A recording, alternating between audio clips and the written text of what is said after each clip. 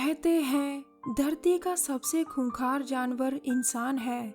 जी हाँ, अगर आपको यकीन नहीं होता तो इस कहानी को देखने के बाद आप यकीन करने लग जाएंगे। चलिए कहानी शुरू करते हैं। जिन लोगों का काम जंगल से जुड़ा होता है उन्हें पता होता है कि जरूरत पड़ने पर कैसे शिकार किया जाता है, जरूरत पड़ने पर खुद की जान कैसे बचानी है और जरूरत पड़ने पर छोटी छोटी चीजों से कैसे बड़े बड़े काम लेने हैं। ये सब बातें वो सीख कर आते हैं या धीरे धीरे वक्त गुजरने के साथ साथ खुद ब खुद सीख जाते हैं। यह है एमा, जो जंगली जानवरों की तस्वीरें लेती थी। एमा आज भी कुछ तस्वीरें लेना चाहती थी, लेकिन अचानक वो कुछ देखकर रुक जाती है। वो ध्यान से देखती है कि कुछ लोग एक आदमी का मांस नोच रहे थे और फिर कुत्ते उस मांस को खा रहे थे। एमा के लिए ये सब देखना आसान नहीं था। अब एमा यहाँ से जाने लगती है, लेकिन फिर कुछ सोचकर रुक जाती है। उसने फैसला कर लिया था कि वो दोषियों की तस्वीरें लेकर पुलिस को सब बताएगी ताकि इन्हें कड़ी से कड़ी सजा मिले। वो जल्दी जल्दी कुछ तस्वीरें लेकर वहाँ से भाग जाती है, लेकिन शायद कुत्तों को एमा का पता चल गया था। कुछ देर बाद एमा नजदीक के पुलिस स्टेशन में आती है, लेकिन वहाँ कोई नहीं था।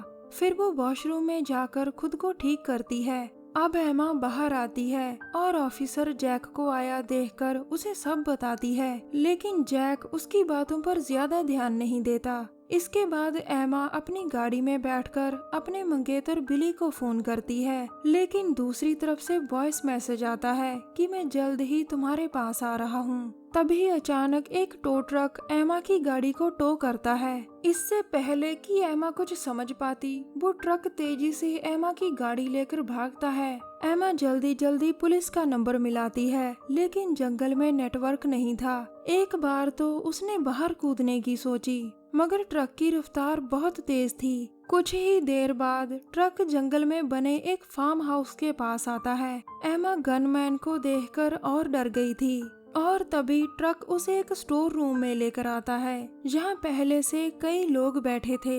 अब स्टीव नाम का आदमी कहता है, मुझे आज ही किसी ने बताया कि तुम पुलिस के पास गई थी। शायद तुमने वो देख लिया जो तुम्हें नहीं देखना चाहिए था। डरी हुई एमा, तुम मेरा कैमरा रख लो। स्टीव कहता है, मुझे कैमरा नहीं चाहिए, मुझे तुम चाहिए। चलो बाहर आकर मेरे साथ मुकाबला करो। ये सुनकर एमा धीरे धीरे बाहर आती है और अपनी गन निकालती है। तभी एक अनाड़ी उस पर फायर करता है, लेकिन एमा उसे उड़ा देती है। स्टीव जल्दी जल्दी अपने हंटर से एमा पर काबू पाता है। फिर वो उसे काफी मार कर कहता है, तुमने जिस आदमी को देखा था वो पेड़ों को काटकर बेचता था, फिर हमने उसे पकड़कर सजा दी। तुम्हें तो पता ही होगा कि पेड़ों को काटने से कितना नुकसान होता है। ये सुनकर एमा खड़ी होती है, लेकिन स्टीव उसे जोर से नीचे फेंकता है, जिसके कारण वो बेहोश हो जाती है। कुछ देर बाद एमा को होश आता है। उसके हाथ बांधे हुए थे, उसकी टांगें भी बांधी हुई थी। वो बेचारी उल्टी हवा में लटक रही थी। वो अपनी जेब से अपना चाकू निकालने की कोशिश करती है, लेकिन चाकू नीचे गिर जाता है। अब उसकी नजर एक बल्ब पर पड़ती है। उसे पता था कि अगर वो यहाँ से भाग ना सकी तो दर्दनाक मौत मरेगी, और यही मौत का डर उससे कुछ भी करवा सकता था। एमा झूलती झूलती बल्ब के पास पहुँच जाती है और उसके कांच से जल्द ही खुद को आजाद कर लेती है। अब वो जल्दी जल्दी इस जगह से भागकर दूर जाना चाहती थी। कुछ देर बाद स्टीव और साथी वापस आते हैं। स्टीव को पता चल जाता है कि एमा वहाँ से भाग गई, और उसे ये भी पता था कि वो ज्यादा दूर नहीं भाग सकती। अब स्टीव के लड़के बाइक पर एमा को पकड़ने जाते हैं, जो बेचारी भाग भाग कर पूरी तरह से थक चुकी थी। कुछ देर बाद एमा को एक कैबिन नजर आता है। वो उसके अंदर आती है, जिसमें कोई नहीं था। वो वहाँ पड़े पुराने जूते उठाकर पहन लेती है। फिर उसकी नजर एक पतली रस्सी पर पड़ती है, जिसे वो संभाल कर रख लेती है। दरअसल एमा को पता था कि जंगल में जीना है तो छोटी छोटी चीजों से बड़े बड़े काम निकालने होंगे। जंगल की चांदनी रात को स्टीव का एक लड़का अकेला बैठा नशा कर रहा था, जिसने अपना घोड़ा थोड़ी दूरी पर बांधा हुआ था। एमा धीरे धीरे घोड़े के पास आती है और लड़के के बैग को चेक करती है, जिसमें से उसे कारतूस मिलते हैं। उसके पास गन नहीं थी, लेकिन वो इस मौके का फायदा उठाना चाहती थी। वो कुछ सोचकर पास ही की एक चट्टान पर चढ़ती है। अब उसके सामने ही वो आग जल रही थी, जिसके पास लड़का खड़ा था। वो जल्दी जल्दी कारतूस के बॉक्स को पतली रस्सी से बांधकर धीरे धीरे आग में फेंक देती है। लड़का नशे में था और तभी कारतूस फटते हैं, जिनसे लड़का जख्मी हो जाता है। कुछ देर बाद एमा आकर लड़के का सामान चेक करती है और जख्मी लड़के को मार देती है। अगले दिन सुबह स्टीव के लड़के फिर से एमा को तलाशने लग जाते हैं, जो बेचारी सुबह होते ही भागने लग जाती है।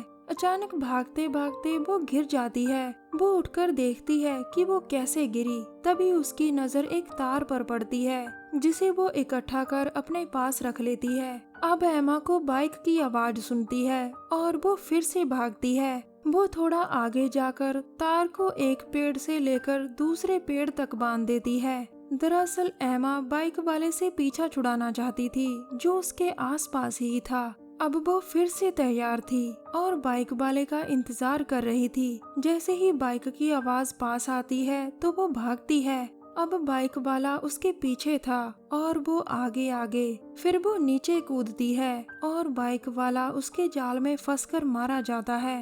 एमा को उसके पास से गन मिलती है, जिसे वो उठा लेती है। फिर वो उसका हेलमेट उठाकर आगे बढ़ती है। वो चाहती तो बाइक भी उठा सकती थी, लेकिन बाइक की आवाज से वो खतरे में पड़ सकती थी। कुछ देर बाद एमा एक झील पर पहुंचती है। थोड़ी ही दूर स्टीव का लड़का था, जिसे अभी अभी गोली चलने की आवाज सुनाई देती है। लड़का जल्द ही आवाज की तरफ जाता है, जिसके सामने हेलमेट पड़ा था। वो हेलमेट को उठाकर देखता है, जो पतली रस्सी से बांधा हुआ था। फिर वो जैसे ही रस्सी को खींचता है तो पानी से एमा बाहर आकर उसे गोली मारती है। उसे पता था कि यह इंसान नहीं, जानवर है, जिसे हर हाल में मार देना चाहिए। अब एमा लड़के के कपड़े और जूते पहन रही थी और तभी वायरलेस पर स्टीव की आवाज आती है, लेकिन लड़का तो मर चुका था। कोई जवाब ना सुनकर स्टीव समझ जाता है और कहता है, तुम अपनी गाड़ी में अपना पर्स छोड़ गई थी। मुझे तुम्हारे बारे में सब पता चल गया है। तुम जितना मर्जी भाग लो, लेकिन इस बड़े जंगल से नहीं निकल सकती। ये सुनकर एमा वायरलेस बंद कर वहाँ से भाग जाती है। कुछ देर बाद वो एक खाली गैराज में आती है, जहाँ एक गाड़ी खड़ी थी। फिर वो वहाँ पड़ी गन उठाकर वहाँ से चली जाती है। एमा रास्ते में कई और लवारिस गाड़ियाँ भी देखती है, जिन्हें देख वो समझ जाती है कि स्टीव ने पहले भी कई लोगों को मारा होगा। थोड़ा और आगे जाने पर उसकी गाड़ी रुक जाती है, जिसके बाद वो पैदल ही आगे जाती है। आज की रात एमा जंगल में बिताती है और सुबह होते ही वो आगे बढ़ती है। कुछ देर बाद एमा एक गैस स्टेशन पर आती है, लेकिन वहाँ कोई नहीं था। तभी जैक भी वहाँ आ जाता है, जिसे देख एमा सतर्क हो जाती है। जैक कहता है, मैं और बिली तुम्हें कल से तलाश रहे हैं। तुम कहाँ चली गई थी? बिली तुम्हें जंगल में पागलों की तरह तलाश रहा है। ये सुनकर एमा रोने लगती है और तभी जैक आगे आकर उसे संभालता है। जैक कहता है, बस एमा, चलो बिली के पास चलते हैं। मुझे जंगल में तुम्हारी गाड़ी और तुम्हारा सामान भी मिला था, जिसे मैंने संभाल कर गाड़ी में रखा हुआ है। ये सुनकर एमा उसके साथ जाती है। अब दोनों गाड़ी में बिली की तरफ बढ़ रहे थे। जैक पूछता है, मुझे बताओ वो लोग कौन थे? ये सुनकर एमा गाड़ी में पड़े अपने कैमरे को उठाती है, ताकि स्टीव का चेहरा जैक को दिखा सके। लेकिन एमा देखती है कि जैक भी स्टीव का साथी था। सब समझकर एमा रोने चिल्लाने लगती है। कुछ ही देर में स्टीव आकर गाड़ी का दरवाजा खोलता है, जिसमें एमा थी। अब एमा को कैद कर लिया गया था। स्टीव उसके पास आकर कहता है, आज तुम्हें पता चलेगा कि भैंस का डाइजेस्टिव सिस्टम कितना ताकतवर होता है। लेकिन इस दर्दनाक सजा से पहले मैं तुम्हें एक मौका देता हूँ। ये कहकर वो एमा के पास आता है और उसके हाथ खोलकर कहता है, चलो लड़ें। ये सुनकर एमा उस पर अपने चाकू से हमला करती है, लेकिन स्टीव उसे जकड़ लेता है। एमा जान बचाने के लिए काफी हाथ मारती है और उसके हाथ स्टीव की गन लग जाती है। एमा को यकीन नहीं हो रहा था कि वो बच गई। और तभी स्टीव एक रस्सी खोलता है, जिसके बाद बिली नीचे गिरता है। उसे देख एमा उसकी तरफ बढ़ती है और तभी स्टीव उसे पकड़ लेता है। वो उसे बहुत मारता है, बिली को भूखे जंगली सूअरों के आगे फेंक देता है और फिर जानवर के पेट को काटकर उसमें एमा को जिंदा रखकर वापस सिल देता है। दरिंदा स्टीव ये सब कर वहाँ से चला जाता है और बेचारी एमा पता नहीं वो कैसे बाहर आई।